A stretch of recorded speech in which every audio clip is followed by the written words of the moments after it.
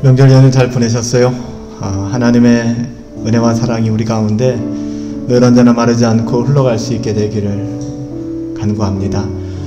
어려운 시기지만 또 이 또한 하나님께서 우리에게 주신 은혜가 있다 생각하고 또 믿음으로 살아갈 수 있었으면 좋겠어요. 우리가 예배를 시작하며 먼저 우리의 마음을 모아서 함께 기도하는 시간을 가집시다. 크게 소리내지 않아도 우리의 마음 깊은 곳에 하나님을 향한 갈망, 또 하나님을 향한 그 마음의 소원들을 내려놓으시면서 특별히 공동체와 교회, 또 우리 사랑하는 지체들과 나라와 민족, 또 상하고 우리가 가난한 영혼들을 위하여 우리 한번 기도할 수 있었으면 좋겠습니다. 우리 시간에 잠시 우리의 마음을 주님께 고정하시면서 우리 함께 기도하며 나갈까요? 기도합니다. 살아계신 아버지 하나님 감사합니다. 주의 은혜와 사랑이 우리들 가운데 물처럼 흘러갈 수 있게 되기를 간구합니다. 살아계신 아버지 하나님, 우리의 영혼이 오직 하나님을 향한 한결같은 마음과 하나님을 향한 마르지 않는 아버지 하나님 그 간구함으로 주님께 가까이 나갈 수 있게 되기를 아버지 하나님 우리가 정말 간절히 소원합니다. 하나님 감사합니다. 이 주일 예배를 통해서도 온전히 하나님을 바라볼 수 있도록 인도하여 주시고 하나님을 향한 그 마음들이 우리 가운데 마르지 아니하도록 인도하여 주시니 감사합니다. 주여 우리 가운데 아버지 샘솟는 아버지 하나님의 은혜의 그녀를 베풀어 주시옵시고 주의 사랑 따라 우리가 나갈 수 있도록 아버지 하나님 인도하여 주시기를 원하오니 아버지 하나님 예배를 통하여 온전히 하나님 영광을 받아주시고 주의 거룩한 마음 따라 나갈 수 있도록 아버지 하나님 인도하여 주시기를 원합니다. 주님 채워주시고 역사하여 주시옵소서. 하나님은 영이시니 예배하는 자가 영과 진리로 예배할지니라. 살아계신 아버지 하나님, 오늘 이 예배를 통하여 오직 하나님 홀로 영광 받아 주시옵시고 우리에게 하나님의 긍휼하심과 하나님의 은혜가 깊이 경험되어지며 맛보아 알게 되어지는 은혜의 시간이 되어질 수 있도록 인도하여 주시옵소서. 하나님 이 예배의 모든 것 주님께 의탁합니다. 존귀하신 예수님의 이름으로 기도하옵나이다. 아멘. 우리가 지금 이 시간 이곳에 모인 이유, 공동체의 고백입니다. 우리는 하나님의 말씀 때문에 여기에 모였습니다. 우리는 자기를 부인하고 자기의 십자가를 지고 따르라는 예수님의 명령 때문에 여기에 모였습니다. 우리에게 하나님의 자녀가 되는 권세보다 더 소중한 것은 없습니다. 오직 예수님만이 우리의 주인이시며 우리 교회의 주인이십니다. 우리 사도신경으로 우리의 신앙을 주께 고백하며 나갑니다. 나는 전능하신 아버지 하나님 천지의 창조주를 믿습니다. 나는 그의 유일하신 아들 우리 주 예수 그리스도를 믿습니다. 그는 성령으로 잉태되어 동정녀 마리아에게서 나시고 본디오 빌라도에게 고난을 받아 십자가에 못 박혀 죽으시고 음부에 내려가셨으며 장사된 지 사흘 만에 죽은 자 가운데서 다시 살아나셨고 하늘에 오르시어 전능하신 아버지 하나님 우편에 앉아 계시다가 거기로부터 살아있는 자와 죽은 자를 심판하러 오십니다. 나는 성령을 믿으며 거룩한 공교회와 성도의 교제와 죄를 용서받는 것과 몸의 부활과 영생을 믿습니다. 아멘. 우리 함께 기도하도록 하겠습니다. 하나님의 사랑이 우리에게 이렇게 나타난 바 되었으니 하나님이 자기의 독생자를 세상에 보내심은 그로 말미암아 우리를 살리려 하심이라. 사랑은 여기 있으니 우리가 하나님을 사랑한 것이 아니요 하나님이 우리를 사랑하사 우리 죄를 속하기 위하여 화목제물로 그 아들을 보내셨음이라. 살아계신 아버지 하나님, 특별히 하나님께서 말씀하여 주신 것처럼 그 하나님의 은혜가 얼마나 우리에게 큰지, 우리가 하나님으로부터 의롭다함을 얻게 된 것은 전적으로 오직 하나님께서 우리에게 베풀어 주신 그 사랑과 긍휼 때문이었음을 하나님 믿음으로 고백합니다. 우리의 이 복된 구원을 전적으로 그리스도 예수로 말미암아 우리에게 주셨으므로 하나님 우리가 날마다 하나님을 찬양하게 하시고 하나님께 감사하며 하나님의 행하신 일로 하나님 예배할 수 있도록 하나님 인도하여 주시옵소서. 하나님 그럼에도 불구하고 우리에게는 아직도 하나님 앞에서 나아가는 일에 주저함이 많고 하나님을 의지하는 것보다는 여전히 우리 자신이나 다른 피조물을 의지하고 또 불신앙의 세계로 걸어가려는 하나님 그런 마음들이 있음을 고백합니다. 하나님 긍휼히 여겨주시고 불쌍히 여겨주시옵소서. 하나님 우리를 불쌍히 여겨주시사 우리가 성령으로 믿음을 따라 의의 소망을 기다리오니 그리스도 예수 안에서 할례나 무할례나 효력이 없으되 사랑으로서 역사하는 믿음뿐이라고 말씀하신 그 말씀을 의지하여 언제나 우리에게 주어주신 그리스도 예수의 고난과 죽음을 기억하며 살아가게 하여 주시옵소서. 전능하시고 자비로우신 우리 아버지 하나님, 하나님께서는 친히 사랑하시는 그 아들 예수 그리스도의 피로 말미암아 우리와 우리의 자녀들의 모든 죄를 용서하심을 감사합니다. 주님께서 주의 성령을 통하여 우리를 하나님의 독생자의 지체로 받아주시며 하나님의 자녀로 삼아주심을 감사드립니다.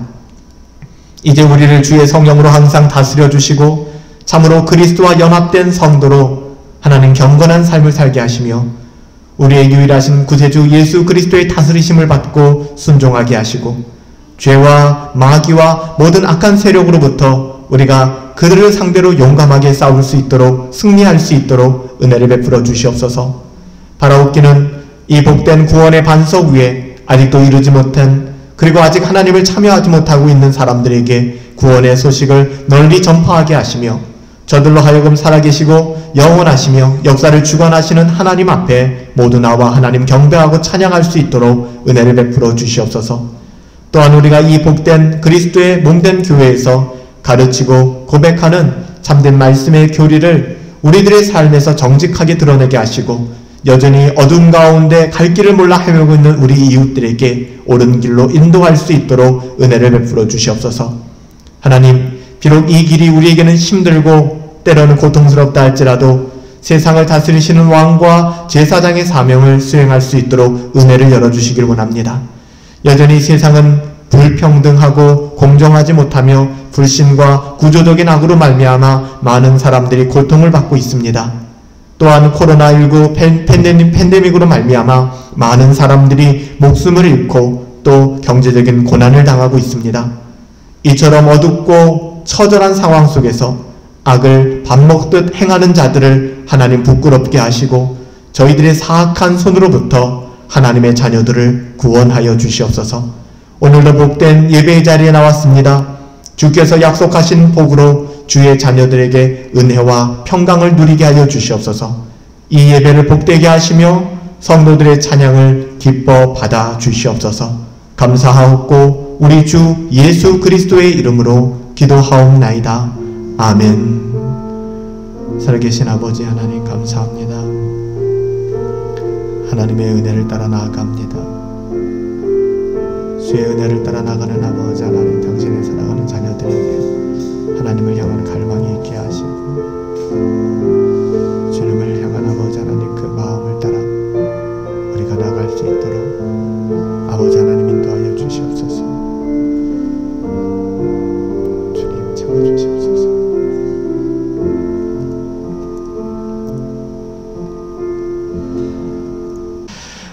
우리 같이 한번 잠깐 자리에서 일어나셔서 함께 하나님의 말씀을 듣는 시간을 갖도록 하겠습니다. 호세아서 11장 1절부터 12절 말씀입니다.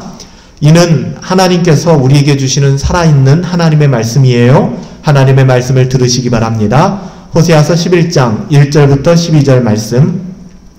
이스라엘이 어렸을 때에 내가 사랑하여 내 아들을 애굽에서 불러냈거늘 선지자들이 그들을 부를수록 그들은 점점 멀리하고 바알들에게 제사하며 아로새긴 우상 앞에서 분향하였느니라. 그러나 내가 에브라임에게 걸음을 가르치고 내 팔로 안았음에도 내가 그들을 고치는 줄을 그들이 알지 못하였도다. 내가 사람의 줄 곧 사랑의 줄로 그들을 이끌었고 그들에게 대하여 그 목에서 멍에를 벗기는 자 같이 되었으며 그들 앞에 먹을 것을 두었노라. 그들은 애굽 땅으로 되돌아가지 못하겠거늘 내게 돌아오기를 싫어하니 아수르 사람이 그 임금이 될 것이라. 칼이 그들의 성읍을 치며 빗장을 깨뜨려 없이 하리니 이는 그들의 계책으로 말미암음이라. 내 백성이 끝끝내 내게서 물러가나니 비록 그들을 불러 위에 계신 이에게로 돌아오라 할지라도 일어나는 자가 하나도 없도다. 에브라임이여 내가 어찌 너를 놓겠느냐. 이스라엘이여 내가 어찌 너를 버리겠느냐. 내가 어찌 너를 아드마같이 놓겠느냐. 어찌 너를 스보임같이 두겠느냐. 내 마음이 내 속에서 돌이키어 나의 긍휼이 온전히 불붙듯 하도다. 내가 나의 맹렬한 진노를 나타내지 아니하며 내가 다시는 에브라임을 멸하지 아니하리니 이는 내가 하나님이요 사람이 아님이라. 내 가운데 있는 거룩한 이니 진노함으로 내게 임하지 아니하리라. 그들은 사자처럼 소리를 내시는 여호와를 따를 것이라. 여호와께서 소리를 내시면 자손들이 서쪽에서부터 떨며 오되 그들은 애굽에서부터 새같이 아수르에서부터 비둘기같이 떨며 오리니 내가 그들을 그들의 집에 머물게 하리라. 나 여호와의 말이니라. 아멘. 자리에 앉아주시기 바랍니다. 우리가 하나님의 말씀을 대할 때는 두렵고 떨림으로 경건하게 일어서서 받는 것이 마땅한 줄 압니다. 우리가 이전에 그렇게 해오다가 이제 코로나 바이러스 때문에 우리가 예배를 조금 제한적으로 드리면서 이 부분들을 좀 생략해 왔는데, 우리가 하나님의 말씀을 마주대할 때에는 우리가 경건함으로 서서 우리 하나님의 말씀을 마주대할 수 있었으면 좋겠습니다. 오늘은 호세아서 강의 19번째 시간입니다. 가득한 하나님의 긍휼, 가득한 하나님의 긍휼이라는 제목으로 하나님의 말씀을 함께 상고하도록 하겠습니다. 우리가 호세아서 3장에서 살펴본 대로 음란한 여인 고멜은 호세아 선지자의 그 엄청난 사랑을 받고도 그럼에도 불구하고 다시 바람이 나서 그 집을, 그 가정을 나가버리고 말았습니다. 우리가 이것이 얼마나 배은망덕한 행위인가를 너무나도 잘 알고 있고, 또한 이것이 우리들의 모습인 것을 우리는 우리 성경을 대할 때마다, 이 예언의 메시지를 대할 때마다 다시 한번 깨닫게 됩니다. 그럼에도 불구하고 그때 하나님께서는 호세아 선지자로 하여금 그 여인을 버리라 하신 것이 아니라 다시 가서 심지어는 돈을 지불하고 그 대가를 지불하고 그 아내 고멜을 데리고 오라, 그렇게 말씀하셨습니다. 더 놀라운 것은 이 말씀을 들은 호세아는 이 말씀에 순종하여서 은 30을 주고 그의 아내를 데리고 왔다는 것이죠. 그의 아내라고 하기에는 너무나도 형편없는, 그의 아내라고 하기에는 너무나도 배은망덕한 그런 존재였지만, 특별히 그가 돈을 지불해 가면서까지 그 아내를 다시금 데리고 왔던 것을 우리는 보게 됩니다. 우리는 이 사건을 통해서 하나님과 우리와의 관계가 어떠며 또 하나님의 사랑이 어떠한가를 너무나도 잘 알게 되는 것이죠. 여러분, 이것은 이스라엘을 향한 하나님의 사랑입니다.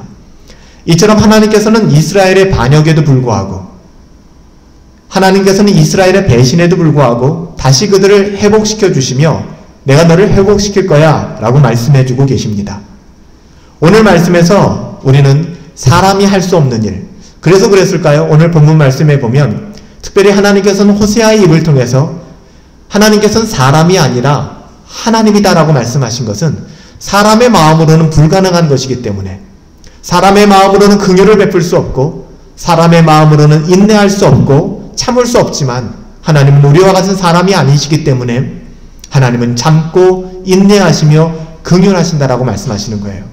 그래서 우리는 이 호세아서의 이 사건들을 바라보면서 사람이 하는 일과 하나님께서 하시는 일을 우리가 대비하여서 살펴볼 수 있어요.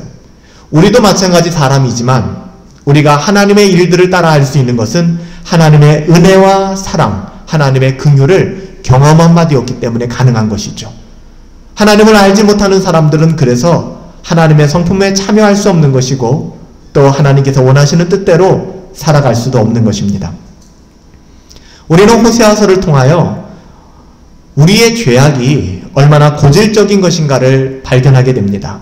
동시에 하나님의 무한하신 그 사랑의 긍휼하심을 또한 깨닫게 되죠. 우리는 오늘 본문 말씀을 살피는 가운데 우리의 고질병이 어떠한 것인가, 그러니까 우리의 고질병이 무엇인가, 그리고 이러한 우리를 향하신 하나님의 무한하신 긍휼이 어떤 것인가를 발견할 수 있게 되길 원합니다. 그래서 우리가 하나님의 긍휼하심을 덧입을 수 있게 되길 원합니다. 오늘 1절 말씀에서 이렇게 증언하죠.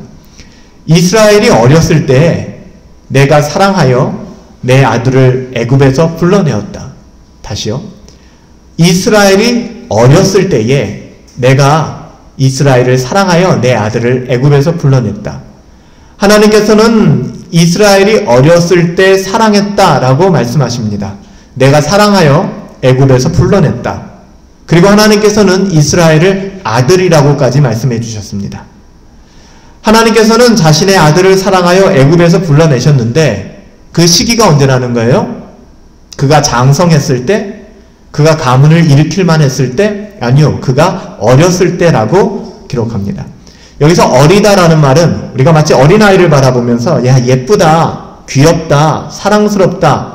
여러분 여기에 지금 있는 것이 아니라 어리다란 말은 이스라엘이 자기의 힘으로는 아무것도 이루어낼 수 없는 상태에 있다라는 무능력한 상태에 있다라는 것을 표현하고자 한 것입니다. 그러므로 이스라엘 백성이요. 여러분 잘 아시는 것처럼 이집트에서 애굽에서 종살이 하던 애굽에서 출애굽한 이 모든 사건, 이 구원의 사건, 광야의 길을 통과하게 된 이 모든 사건, 심지어는 이후의 사건이겠지만 적과 꿀이 흐르는 가나안 땅에 들어간 이 모든 사건, 이 모든 것이 이스라엘이 할만해서 이스라엘이 그런 자격이 있어서 주어진 것이 아니라는 사실을 우리는 기억해야 합니다. 하나님께서는 이스라엘을 구원하셨던 그 시점을 너희가 어렸을 때라고 얘기해요. 즉 이스라엘이 어느 정도 군사력도 되고 인구도 60만 3,550명이면 제법 많지 않습니까? 인구수도 좀 되니까 그래서 애굽에서 나올 수 있는 힘이 되었구나, 또 그만한 자격이 되었구나라고 생각한다면 큰 오산입니다. 하나님께서 말씀하시는데 이스라엘 백성이 애굽에서 나오게 된 것은 그들이 어렸을 때 그들의 어떠함으로 나오게 된 것이 아니라 내가 그들의 구원을 주도하였고 나 아니면 그 구원의 여정이 설명될 수 없음을 이야기하는 것입니다. 그러므로 이스라엘 백성이 애굽에서 종살이하고 있을 때에 하나님께서 그들을 불러내신 것은 그들이 강하거나 잘나거나 자격이 있어서 부르신 것이 아니라는 것을, 반대로 우리가 또한 구원받게 되고 이 자리에 오게 된 것도 우리의 어떠함이 절대 아니라는 사실을 우리는 깨달을 수 있어야 될 것입니다. 여러분 신명기서 7장 7절에 보면 신명기서는 이스라엘 백성의 1세대가 광야에서 죽고 이제는 그 자녀들 2세대가 가나안 땅에 들어가기 전에 하나님께서 모세에게 주신 말씀이거든요. 두 번째 계명이라고 하는 디우트로놈이라고 하는 신명기 말씀에 보면 신명기 7장에 이스라엘을 뭐라고 가르쳐주고 있는지 아세요? 자기의 부모 세대가 모두 광야에서 불순종하여 죽은 이후에 출애굽을 경험하지 못한 2세대가 이제는 가나안 땅으로 들어가게 되는 거예요. 그러니까 너희의 주제를 파악해라. 너희는 어떤 존재인가를 말씀하시면서 신명기 7장 7절에 이렇게 말씀합니다. 여호와께서 너희를 기뻐하시고 너희를 택하셨는데 그 택하신 이유는 너희가 다른 민족보다 숫자가 많은 연고가 아니다. 그 당시의 인구수는 군사력을 의미하는 것이고 힘을 의미하는 거거든요. 그러니까 너희를 하나님께서 기뻐하시고 택하신 이유는 너희의 어떠함이 아니야 라고 얘기하는 것이죠. 뭐라고 얘기하는지 아세요? 마지막에 7장 7절에 너희는 모든 민족 중에 가장 적은 자다라고 얘기합니다. 그러니까 다시 말하면 이스라엘이 출애굽하였고 광야를 통과하고 하나님의 자녀로 선민으로 선택받은 것은 썩 잘났고 그만한 자격이 있어서가 아니라 오히려 너희는 가장 무능한 자였고 가장 연약한 자였고 구원받을 만한 자격과 조건이 없는 자다라는 것을 강조해 주신 거죠. 그럼에도 불구하고 하나님께서는 이들을 아들로 불러 삼으셨어요. 그 이유가 뭘까요? 여러분 그것은 우리의 어떠함이 아니라는 것입니다.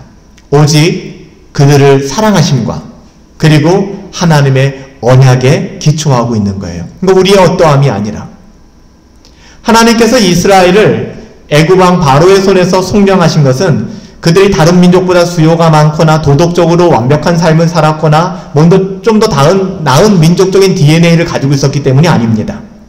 이스라엘은 그 당시 존재하던 모든 나라들 중에서 가장 작은 민족이었다, 보잘것없는 민족이었다라고 성경은 증언하고 있습니다. 구원받을 자격이 없다는 것이죠. 선민으로 선택받을 자격이 없다는 것이죠. 하나님께서는 이처럼 만민 중에서 가장 작은 이스라엘을 애굽에서 속량하신 것은 오직 하나님의 사랑 때문입니다. 그리고 하나님의 언약 때문이에요. 아브라함과 같은 믿음의 열조들에게 하신 그 언약에 하나님은 신실하셨기 때문에. 여러분 그래요. 하나님께서 이스라엘을 애굽에서 불러내셔서 자기 백성으로 삼으신 것은 하나님의 은혜와 사랑을 알고 그런 우리들이 이제는 우리의 어떠함이 아니라, 우리의 잘남이 아니라 하나님의 자녀다운 삶, 하나님의 긍휼과 사랑을 입었으니 하나님의 긍휼과 사랑을 드러내는 삶, 하나님의 자녀다운 삶을 살아가기 위하여 우리를 부르신 것입니다. 이스라엘을 부르신 이유도 거기 있었어요. 그들이 어떤 자격이나 조건이 있어서 거기에 응하게 하나님께서 불러주신 것이 아니라 그런 자격이 전혀 없는데도 하나님이 그들을 불러주시고 인도해 주셨어요. 그리고 하나님의 자녀다운 삶을 살아라. 세상의 가치가 아니라 하나님 나라의 가치를 따라 살아라. 그런데 이스라엘은 하나님의 말씀에 순종하지 않았습니다. 하나님의 말씀에 순종하지 않았어요. 그러나 그럼에도 불구하고 하나님께서는 자기 종들을 부지런히 보내서 돌아오라고 말씀해 주셨어요. 이런 친절이 어디 있을까요? 하나님 참 친절하세요. 그냥 떠나고 나면, 몇 번 경고하고 떠나고 나면 자, 안 되겠구나. 싹수가 노랗다. 가능성이 없구나. 다른 거 찾아봐야겠다 하는 것이 아니라 하나님이 언약하신 그 언약은 불변하시며 하나님의 그 사랑은 변치 아니하시기에 하나님이 계속해서 알아들을 수 있는 사람들을 보내기 시작한 거예요. 당시에 동일한 언어를 사용하는 사람들, 당시에 동일한 문화권 가운데 있는 사람들, 지금 제가 여러분들에게 하나님의 말씀을 증언하듯이 같이 이해할 수 있고 호흡할 수 있는 사람들을 보내셨고 그 사람들에게 동일한 메시지를 주셨습니다. 돌아오라는 것입니다. 돌아오라. 여러분, 그때 이스라엘 반응은 무엇이었습니까? 충격적인 사건이 벌어져요. 2절 말씀에 보면 하나님이 그들을 부르면 부를수록 그들은 더욱더 멀리 떠나갔다는 것입니다. 어떻게 이런 일이 벌어질까요? 2절 말씀 보세요. 선지자들이 그들을 부를수록 그들은 점점 멀리하고 바알에게 제사하며 아롯에겐 우상 앞에서 분향하였느니라. 그들은 하나님께서 부르시면 부를수록 더욱더 멀리 떠나간 거예요. 하나님께서 선지자들을 부르세요. 그래서 그들을 보내시고 그들을 통해서 하나님의 말씀을 증언해 주셨습니다. 수많은 선지자, 이사야 선지자, 예레미야 선지자, 학개, 말라기, 호세, 요엘, 수많은 선지자를 보내셨습니다. 그 선지자들로 하나님께서 주신 말씀은 돌아오라는 것이었습니다. 하나님께서 수많은 주의 종들을 친히 보내사 돌아오라 하셨지만 그들은 그 말을 들을 때마다 점점 더 멀리 떠나갔습니다. 듣기 싫다는 것이죠. 신앙생활은 내가 알아서 할 테니까 간섭하지 마세요. 정작 그러면서 멀리 떠나가기 시작하는 거예요. 그들의 행동에 대해서 뭐라고 얘기합니까? 그들은 결국 떠나가서 어떤 짓을 했는가? 바알에게 제사하고 아롯에겐 우상에게 분향하였다. 목사님, 저는 바알을 섬기지 않아요. 그러니까 저는 안심이 됩니다. 목사님, 저는 아롯에겐 우상을 만들지 않아요. 거기에 분향하지도 않아요. 그래서 저는 참 다행입니다. 할지 모르겠지만 여러분, 우리는 또 다른 바알과 또 다른 의미에서 우리의 삶에서 아롯에겐 우상에게 분향하고 있지는 않습니까? 경건을 포기하고 경건을 내려놓고 우리가 우리 자신의 어떠함을 따라서 세상의 쾌락과 유익을 따라서 50보 100보 우리가 그 싸움을 계속해서 살아가고 있지 않습니까? 악해서 그래요. 인간이 악해서 그래요. 인간이 악하기 때문에 하나님이 부르면 부를수록 더 멀리 하나님께서 도망가는 것은 아담의 죄성이었습니다. 아담아 내가 어디 있느냐 다급히 부르시는 하나님의 음성에 아담은 도망갔습니다. 죄성이에요. 하나님께서는 그런 이스라엘을 어떻게 대하는 것이 여러분 가슴 시원하겠습니까? 이것이 한편의 드라마라면, 이것이 한편의 영화라면, 여러분이 이 영화를 시청하고 계시고 여러분들이 이 드라마를 보고 계신다면 하나님께서 이렇게 행하시는 이스라엘에 대하여 어떤 조치를 내려야 될까요? 나가 죽으라고 해야 되지 않을까요? 꼴 좋다, 자업자득이다 이렇게 해야 되지 않을까요? 너에게는 아무것도 보이지 않는구나, 알아서 살아라, 난 모르겠다, 내가 너를 잘못 불렀다. 그래서 하나님께서는 사람이 아니라고 하시는 거예요. 사람들은 그렇게 하고 싶죠. 하나님은 그리 안 하시는 거예요. 하나님은 어떻게 하십니까? 3절 말씀해 보세요. 내가 에브라임에게 걸음을 가르쳤고 내 팔로 너를 안았고 내가 그들을 고쳤다. 근데 더 황당한 건 뭐예요? 근데 그들은 알지 못했다. 하나님 떠나 살면서도 별일 없는데요. 하나님 떠나 산다는 것이 별거겠습니까? 나의 만족과 유익, 내가 주인 되어서 나의 삶을 적당히 살아가는 것이죠. 세상에 함몰되고 매몰당하지 않았다 할지라도 여전히 세상과 하나님을 양자를 버타여 살아가는 삶. 그럼에도 불구하고 나에겐 아무 일도 일어나지 않아요. 그냥 내 인생 여전한데요. 여러분, 내 인생이 왜 여전한지 아십니까? 하나님이 우리에게 걸음을 가르치고 계시기 때문에 그래요. 하나님이 그 하나님의 팔로 우리를 안아주시고 있기 때문에 그래요. 하나님이 우리의 마음을 고쳐주시고 우리의 병든 육신을 고쳐주시며 하나님 선하게 인도해 주시고 있기 때문에 그래요. 근데 그걸 모르는 거예요. 그거조차 모르는 거예요. 하나님께서 부르면 부를수록 더 멀리 도망가는 이스라엘 백성을 내버려 두지 아니하시고 마치 아버지가 그 탕자를 말도 안 되는 아들이라도 나에게 정말 칼을 겨누는 그 아들도 안을 수 있는 것이 아버지의 마음 아니겠습니까? 그 아버지가 그 아들을 사랑하여서 그 걸음을 가르치고 팔로 안으시고 인도해 주시는 것. 그럼에도 불구하고 이스라엘 백성은 전 잘 모르겠는데요. 그건 제가 한 건데요.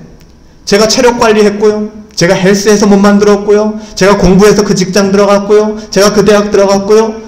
제가 이렇게 제 마음을 다해서 연애했고요. 결혼했고요. 제가 이런 아빠가 되었고요. 이런 엄마가 되었고요. 이런 부모가 되었고요. 제가 했어요. 여러분 그렇게 생각하십니까? 여러분들이 하셨다고 생각하세요? 이스라엘 백성이 그랬어요. 하나님이 하시는 줄 모르시는 거예요. 내가 오늘 잠들어 내일 아침에 건강히 깰 수 있다는 것. 하나님이 그 일을 행하시는군요.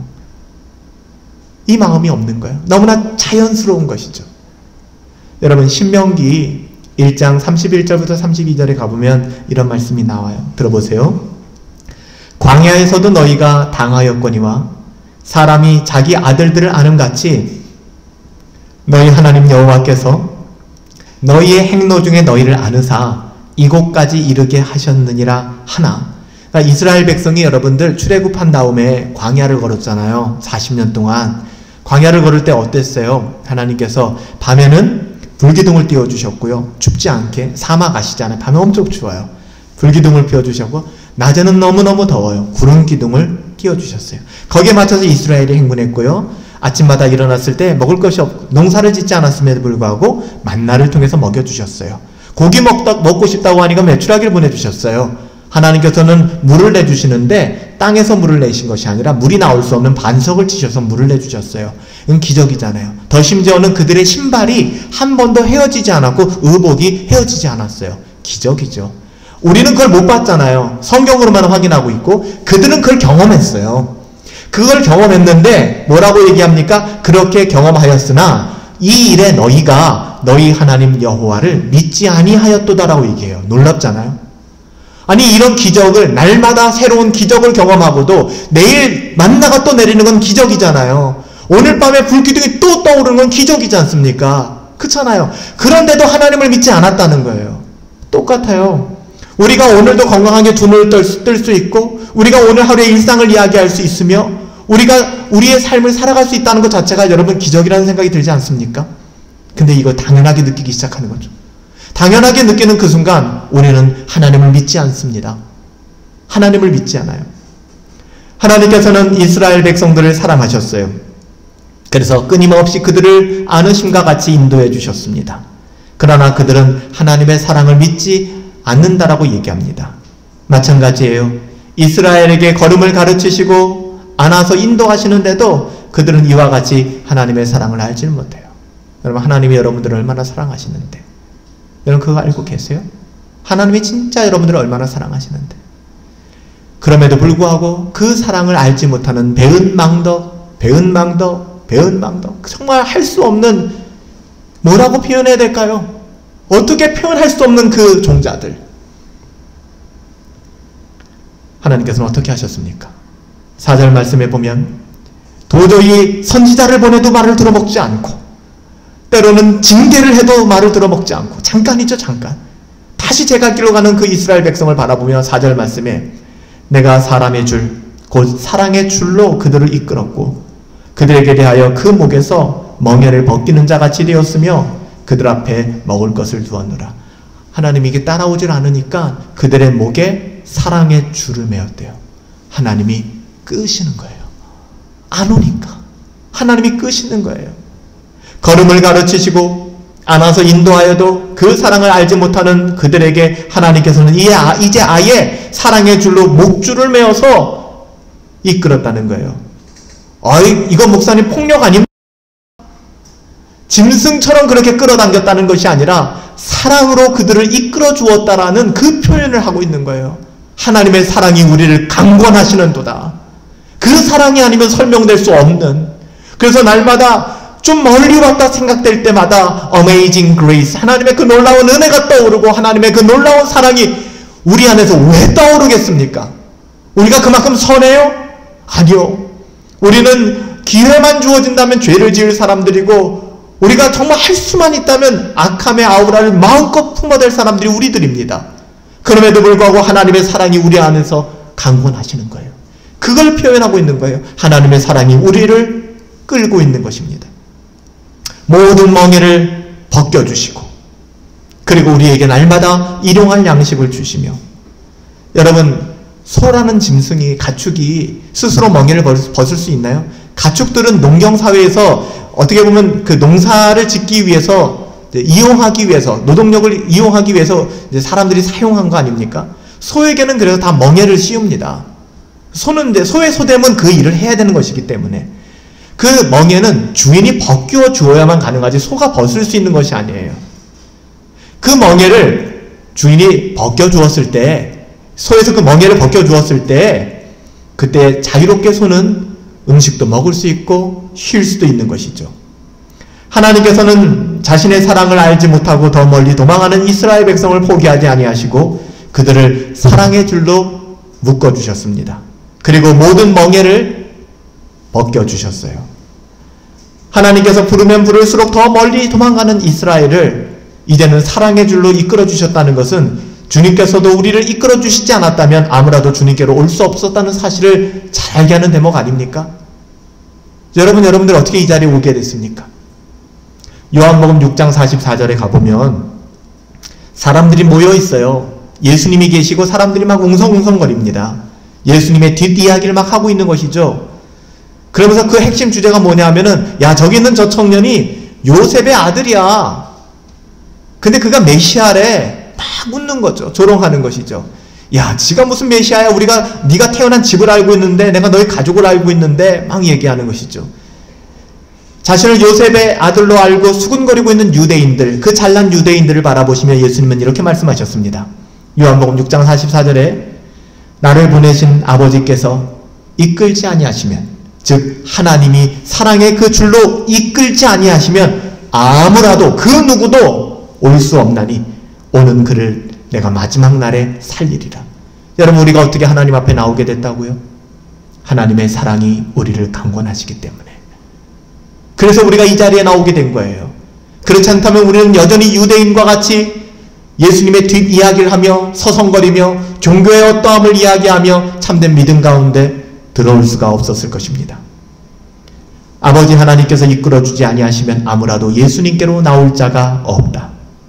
그러므로 구약에서도 하나님께서는 이스라엘을 사랑의 줄로 이끌어 주셔야만 주님께로 돌아올 수가 있었던 것이죠. 그러면서 멍에를 벗겨주시고 저희 앞에서 먹을 것을 주셨다라고 말씀합니다. 이것은 이스라엘을 향한 하나님의 사랑이 어떠한가? 그냥 끌어주는 것만 해도 감사한데 먹을 것까지 챙겨주는 거예요. 여러분, 하나님께서 이만큼 그들을 사랑하시고 그들을 이끌어 주셨다면 그들은 하나님의 품 안에 거하여야 하는 것이 당연하지 않을까요? 이쯤 되면 사랑하는 남편과 함께하는 것이, 사랑하는 가족과 함께하는 것이, 사랑하는 그 은인과 함께하는 것이 너무나 자연스러운 것 아닐까요? 그런데 이스라엘의 반응은 어떤 것이었습니까?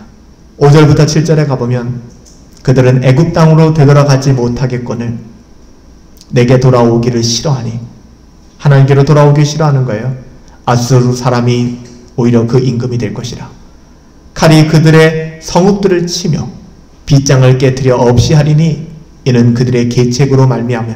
인생 망했어요. 근데 망한 이유가 뭐라는 거예요? 네 계획 때문이다 라고 얘기하는 거예요. 네가 잘나서 난 이렇게 20대를 보내야지, 난 이렇게 30대를 보낼 거야, 난 이렇게 살아가야지, 수많은 계략과 계책들, 근데 그 계책으로 인하여 너는 망하게 될 거야 라고 지금 말씀하고 있는 거예요. 내 백성이 끝끝내 내게서 물러나느니 비록 그들을 불러 위에 계신 이에게로 돌아오라. 계속 부르는 거예요. 위에 계신 이에게로 돌아오라. 일어난 자가 하나도 없도다.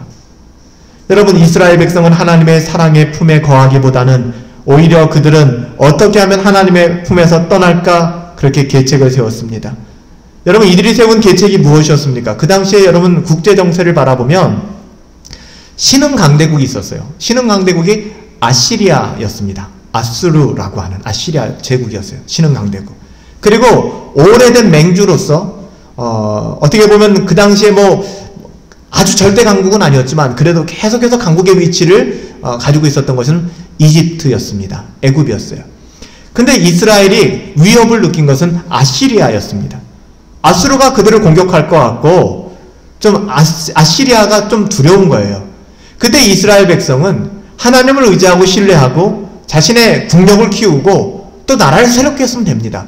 근데 그들은 그러기보다는 하나님을 의지하기보다는 무엇했는가? 이집트에 눈을 돌리기 시작했습니다. 그리고 계획을 세웠죠. 아시리아와 견제하기 위해서는 이집트하고 손을 잡아야겠구나. 그것이 그들의 계략이었습니다. 근데 결국 그 계략으로 말미암아 그들은 어떻게 됐냐 하면 아수르 사람을 임금으로 섬기는, 즉 아시리아에 멸망당하게 되는 꼴이 벌어지게 되었습니다. 하나님께서 아직 여러분 이 예언이 성취되기 전의 사건이에요. 아직 이스라엘이 망하지 않았습니다. 아직 아시리아에서 BC 722년에 북이스라엘이 멸망하기 전에 지금 메시지예요. 예언의 메시지죠. 애굽 의지하지 마. 너희들 아수르의 종이 될 거야. 이렇게까지 예언의 말씀을 주셨는데도 못 알아듣는 것은 어찌 해야 된단 말입니까? 여러분 그거 아세요? 우리가 그런 이스라엘의 모습을 보면 진짜 바보 같다. 아니 이렇게까지 지금 호세아 선지자가 너희가 아수르의 종이 될 것이고 너희의 계략과 계책 때문에 너희가 망하게 될 것이고 너희가 하나님을 떠남으로 말미암아 하나님의 진노 가운데 임하게 되겠구나라는 이 메시지를 듣고도 어떻게 안 돌아올 수 있지? 라고 얘기하지만 우리 또한 안 돌아오고 있다는 사실이에요. 매 주일마다 우리가 철로 역정을 읽으면서 그리고 새벽 묵상을 통해서 계속해서 하나님께서 우리에게 말씀하고 계신데 그 분명한 하나님의 말씀에도 불구하고 우리는 완고하게 목이 곧아서 순종하지 아니하는 것이죠. 하나님의 부르심을 외면하고 하나님께 돌아오기 싫다. 하나님께 가까이 가기 싫다. 참으로 완악한 모습이 아닐 수 없습니다. 이스라엘은 아무리 돌아오라고 하여도 듣는 자가 하나도 없었다고 얘기합니다. 그래서 요한계시록에도 다들 귀를 가지고 있지만 귀 있는 자는 성령이 교회에게 하시는 음성을 들으라라고 말씀하시잖아요. 이것이 우리들의 모습 아니겠습니까? 이렇게 이스라엘 백성이 주님을 떠나면 하나님께서는 이제 그들을 버려두셔도 누가 하나님을 비난하겠습니까? 이 정도까지의 행태를 벌이는 사람들을 하나님께서 이제는 그만할래 해도 누가 하나님을 욕하고 하나님을 비난하겠습니까? 그럼에도 불구하고 하나님께서는 이스라엘을 버려두지 않겠다. 하나님의 자녀들을 포기하지 않겠다.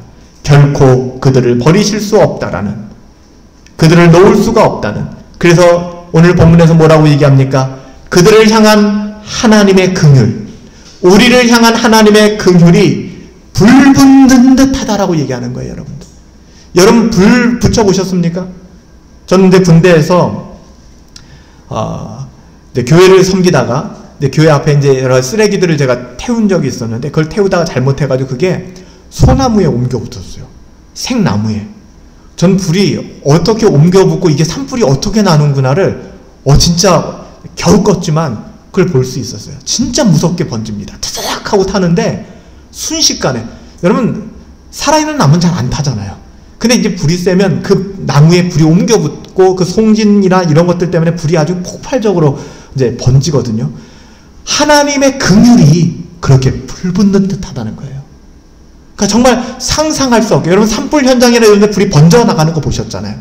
하나님이 우리를 향한 그 사랑이 차마 철로 역정에 봐도 누군가 와서 계속해서 물을 붓지만 그 불이 꺼지지 않잖아요. 그렇지 않습니까? 왜?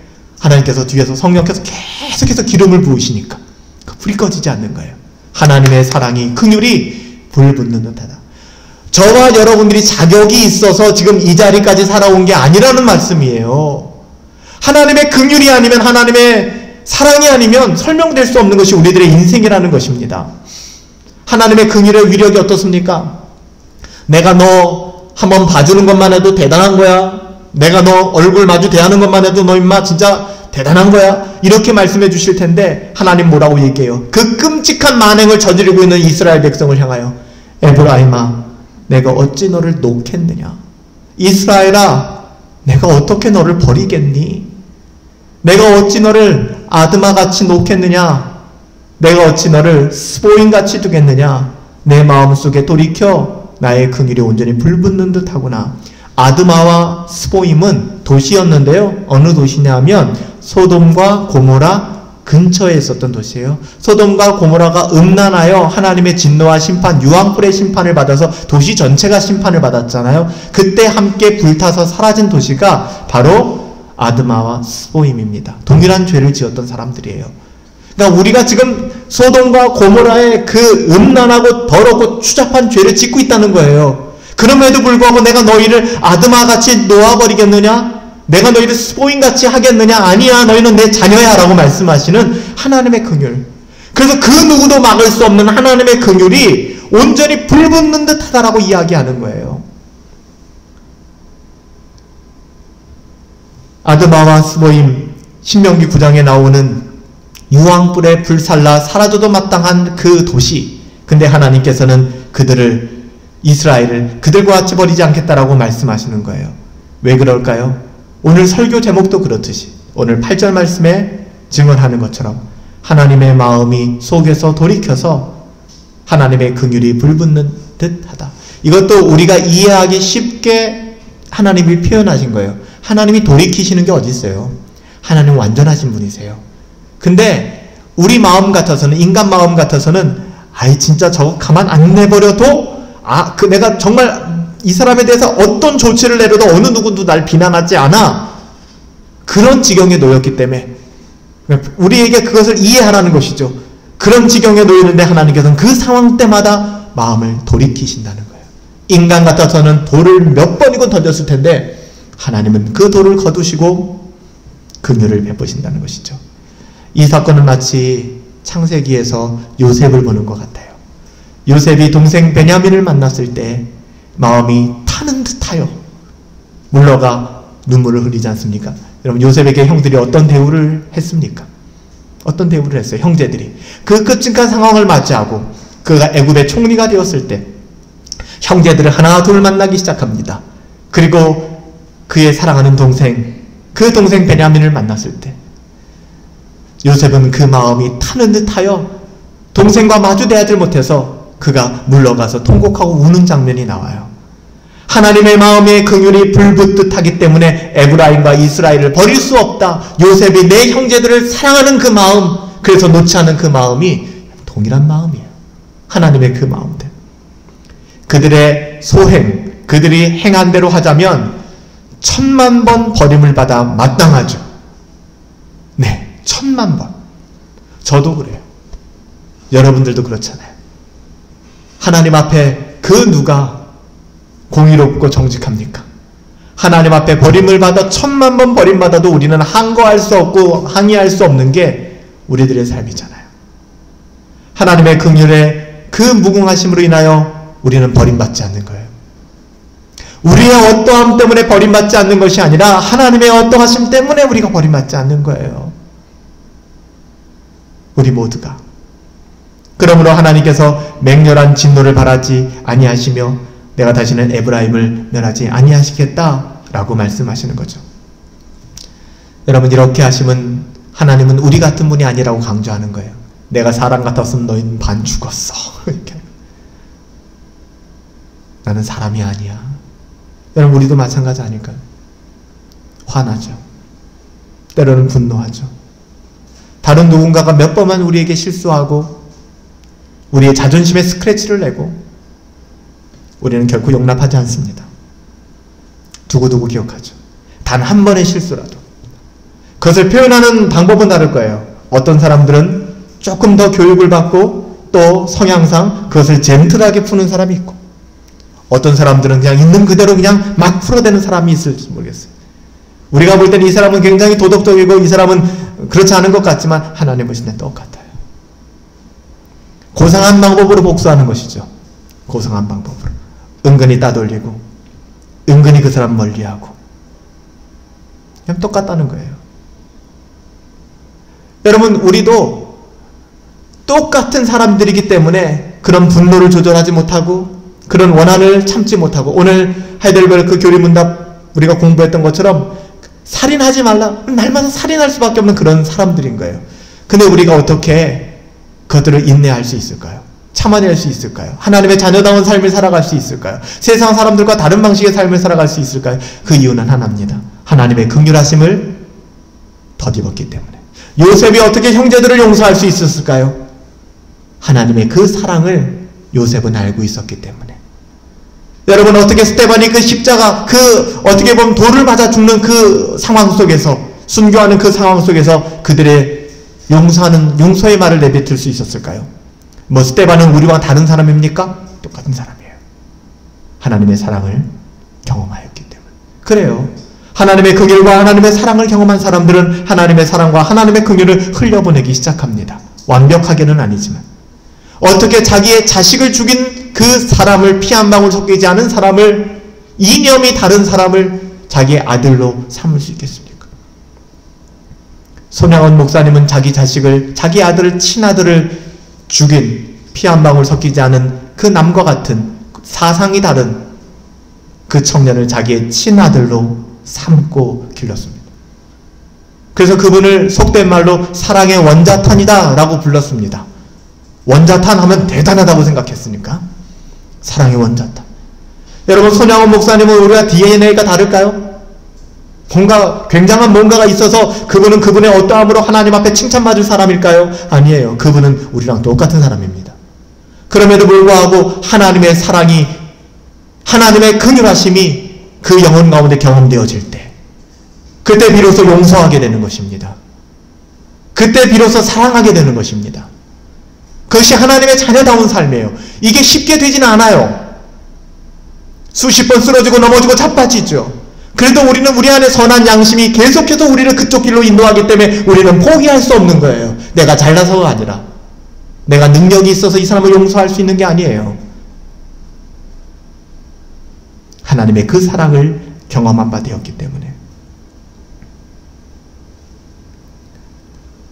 하나님의 긍휼하심을 경험한 이스라엘 백성들. 그래요. 여러분, 하나님의 긍휼이 어떤 것일까요? 예레미야서 31장 20절에 가보면, 에브라임은 나의 사랑하는 아들, 기뻐하는 자식이 아니냐.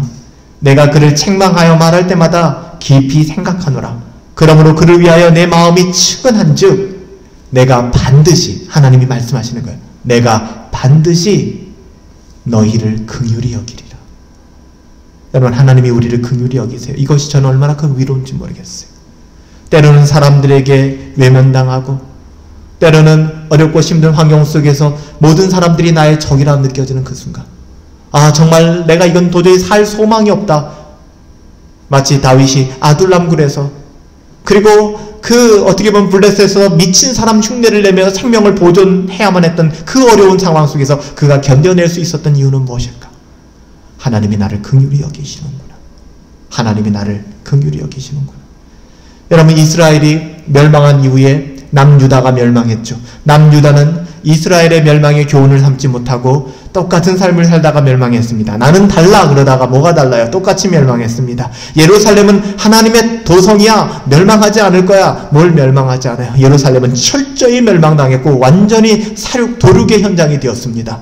이 현장을 바라보며 예레미야는 애가를 부릅니다. 애통한 노래를 부릅니다. 시가 서로 애가를 부르는데, 예레미야 애가 3장 19절부터 23절을 들어보시겠어요?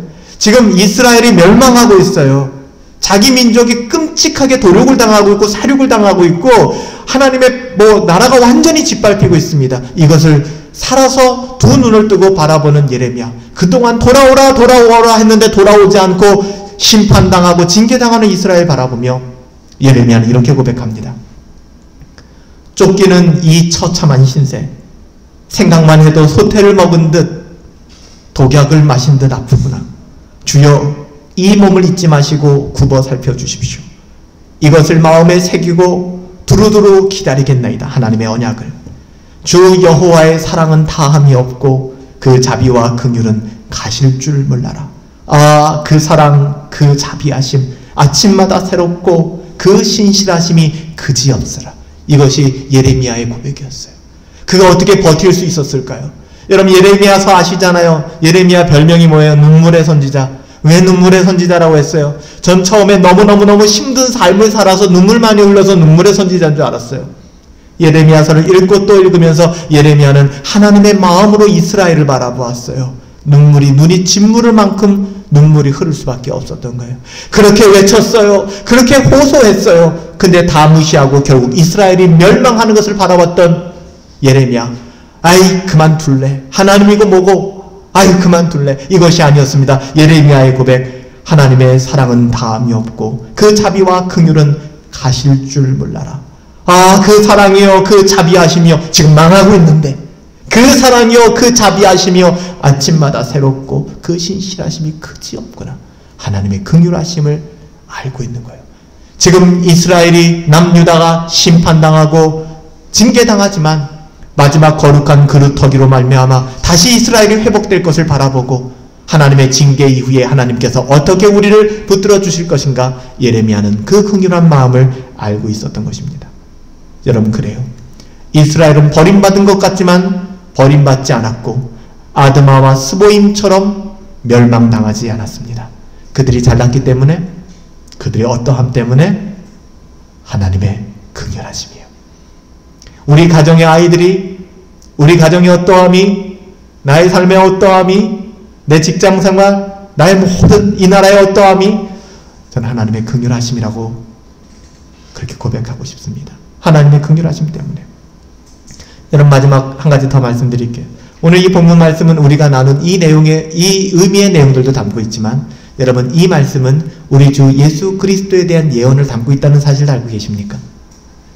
오늘 1절 말씀에 보면 이스라엘이 어렸을 때 내가 사랑하여 내 아들을 애굽에서 불러냈다라는 말씀 우리가 읽고 시작했죠. 여러분, 마태복음을 보면은요, 마태복음에서 마태가 이 말씀을 인용하는데요. 마태복음 2장 13절부터 15절 읽어드립니다. 저희가 떠난 후에 주의 사자가 요셉에게 현몽하여 가로되 헤롯이 아기를 찾아 죽이려 하니 일어나 아기와 그 모친을 데리고 애굽으로 피하여 내가 네게 이르기까지 거기 있으라 하시니, 요셉이 일어나 밤에 아기와 그 모친을 데리고 애굽으로 떠나가 헤롯이 죽기까지 거기 있으니 이는 주께서 선지자에게 말씀하신 바 애굽에서 내 아들을 불렀다 함을 이루려 하심이라. 놀랍지 않습니까? 예수님이 탄생하였을 때 동방박사들이 이제 예수님을 경배하러 왔잖아요. 그것을 보고 헤롯 왕이, 어떻게 왕이 둘이 있을 수 있느냐? 내가 왕인데, 그래서 그 왕이 누구냐? 내가 그 왕에게 좀 경배하겠다라고 얘기하면서 그 자초지종을 묻지 않습니까? 그리고 나서 헤롯은 어떻게 보면은 이제 본인의 그 왕권에 눈이 멀어 있었던 것이죠. 결국에는 그 기간 동안에 태어난 아이들을 다 죽이기만큼, 사륙하리만큼 아주 비참한 일들이 이스라엘에 일어났는데 예수님께서는 목숨을 부지하실 수 있었어요. 그 이유가 무엇이라고 얘기합니까? 여기 주께서 선지자에게 말씀하신 바, 이것은 호세아 선지자의 말씀을 이야기하는 것입니다. 애굽에서 내 아들을 불렀다함을 이루려 하십니다. 그러니까 마태복음 11장 1절의 이 말씀을 인용해서 마태는 예수님께서 헤롯을 피하여 애굽으로 갔다가 오게 된 사건을 예언하고 있는 거예요. 증언하고 있는 거예요. 그런 의미를 담고 있는 말씀이에요. 여러분들, 처음 하나님의 아들로 부르심을 받은 사람들이 누구였어요? 선민. 물론 아담이었지만 실패했죠. 여러분, 아담 이후에 첫 번째 하나님이 선민으로 딱 뽑으신 사람이 누구였어요? 이스라엘이었죠. 근데 그 이스라엘은 하나님의 뜻을 제대로 이루었어요? 하나님의 자녀답게 살았어요? 그렇지 못했죠. 실패했습니다. 그러나 둘째 아담이 이 땅 가운데 오셨어요. 하늘에서부터 오신 하나님의 아들 우리 주 예수 그리스도께서는 우리의 구원자로서 하나님의 뜻을 온전히 성취하셨습니다. 십자가에서 죽으셨을 뿐만 아니라 율법의 모든 것을 온전히 성취하셨어요. 여러분, 그렇기 때문에 우리가 누리는 이 구원이라고 하는 것은, 이 구원의 기쁨과 하나님의 긍휼하심은 어디로부터 말미암는 것일까요? 우리 주 예수 그리스도로 말미암아 그분 안에서 누리는 긍휼인 거예요. 그러니까 예수 그리스도 밖에서 긍휼은 존재하지 않습니다. 오직 예수 그리스도 안에서 하나님의 긍휼이 유효한 것이고 효력이 있는 것입니다. 하나님의 아들이 십자가에서 죽으심, 그 안에서만 자기 백성들에게 하나님의 긍휼하심이 효력을 발휘하게 되는 것이죠. 그러므로 여러분들, 우리가 오늘 하나님의 긍휼에 대해서 살펴보았는데, 하나님의 긍휼이란 단지 회개하고 돌아오면 용서해 줄게 라는 그런 차원이 아니에요. 하나님이 그냥 야 너희 회개하고 돌아오면 내가 묻지도 따지지도 않고 용서해 줄게, 그런 차원의 긍휼이 아닙니다. 끝없이 반항하고 거역하고 결심하고 돌아서는 우리들을 하나님께서는 또 찾아내시고 집요하게 찾아내시고 안으시고 사랑의 줄로 심지어는 꽁꽁 묶어서 결국 주님께로 이끌어 주시는 것, 이게 바로 하나님의 긍휼하심이에요. 여러분들, 하나님이 우리를 긍휼히 여기셨기 때문에 그리 행하시는 것입니다. 오직 우리 주님 예수 그리스도의 순종하심, 그것으로 이루어진 구원의 감격이에요. 이게 십자가의 능력이기도 하고요. 이것을 감사함으로 받는 사람들은 자신의 무능과 죄를 아는 사람들이죠. 자신의 어떠함을 인정하는 사람들, 비교하기보다는 나 자신을 하나님께 올려드리고 나의 어떠함이 아니라 오직 하나님의 어떠함으로 내 자신의 삶과 신앙을 설명하고 고백할 수 있는 사람들, 신앙을 자신의 무기로 삼거나 신앙을 자신의 어떤 업적으로 생각하지 않는 사람들, 그래서 오직 그의 소망을 주의 긍휼에만 두는 사람들. 사랑하는 여러분, 힘들고 어려운 시기를 살아가지만 성령 하나님께서 우리에게 은혜를 주셔서 우리를 향한 하나님의 긍휼을 알게 하여 주시기를 예수님의 이름으로 축복합니다. 그래서 우리를 향한 하나님의 그 긍휼의 사랑을 우리 모두 깊이 경험할 수 있었으면 좋겠어요. 오늘 이 시간 불붙는 하나님의 그 사랑, 불붙는 듯한 하나님의 그 긍휼한 마음을 헤아리시며 그 긍휼을 힘입고 하나님께로 돌아오기를 소원하며 날마다 그 긍휼에 소원을 두고 살아갈 수 있게 되기를 예수님의 이름으로 축복합니다. 여호와는 내게 복을 주시고 너를 지키시기를 원하며 여호와는 그 얼굴을 내게 비추사 은혜 베푸시기를 원하며 여호와는 그 얼굴을 내게로 향하여 드사 평강 주시기를 원하노라. 이제는 우리 주 예수 그리스도의 은혜와 하나님 아버지의 다함없는 사랑하심과 성령 하나님의 감화, 감동, 우리 안에 교통내주 역사하시는 능력이 오직 하나님의 긍휼하심을 바라보며 하나님의 긍휼을 입은 자로서 하나님 자녀다운 삶 살기를 소원하는 믿음의 권속들 가운데, 우리 사랑하는 지체들 가운데 이제로부터 영원토록 함께 계실지어다. 아멘. 아버지, 하나님의 긍휼이 없으면 하나님 우리는 살아갈 수가 없습니다. 하나님 불쌍히 여겨주시고 긍휼히 여겨주시고 하나님의 사랑을